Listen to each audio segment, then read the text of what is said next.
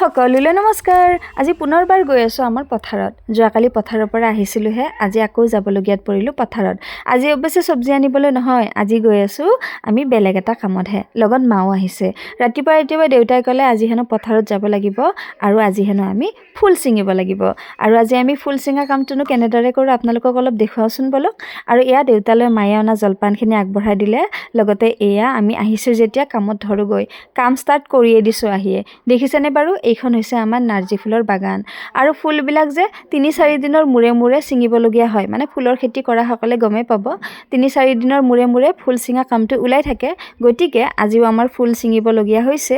আৰু ফুলখিনি যে পৰিপক্ক হৈ গ'লে নিছিঙিলেও দিগদাৰ, মানে দাগি লগাৰ সম্ভাৱনা থাকে। সেয়েহে আমি আহিলোঁ। আৰু দেউতাই যিহেতু হালি মানে ছিঙিবলৈ অলপ অসুবিধা পায়। অৱশ্যে দেউতাৰ লগত দাদা এজন থাকে, কিন্তু তথাপিও সোনকালে হওক বুলি আমাকো মাতিলে।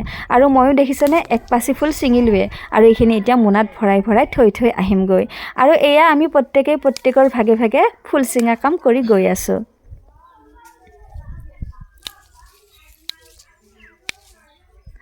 ফুল ছিঙা শব্দটোও ভাল লাগে নহয়নে?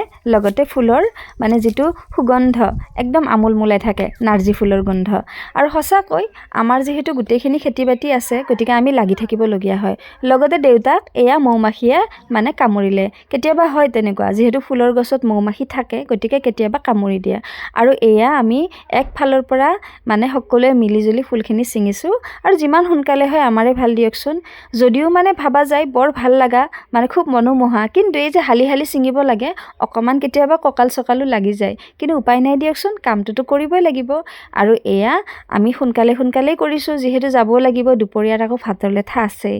আৰু সেয়া আমি গৃহিণীসকল তেনেকুৱাই নহয়নে? কিবা এটা কৰি থাকিলে কিবা এটা ভাবি থাকোঁ। মোৰো তেনেকুৱা হয়। কিবা এটা কামত লাগি থাকিলোঁ, আন কিবা এটা নেক্সট কামটো কি আছে তাকে ভাবি থকা যায়। আৰু এয়া দেখিছেনে? ফুলবিলাক মানে যিটো ফুল সম্পূৰ্ণভাৱে একদম ফুলি গৈছে সেইটো ছিঙি দিব লাগে। নহ'লে সেই ফুলটো যদি থাকি যায়, অহাকালি বা পৰহিলৈ সেই ফুলটো দাগি হোৱাৰ সম্ভাৱনা থাকে, মানে কলা পৰি যোৱাৰ সম্ভাৱনা থাকে।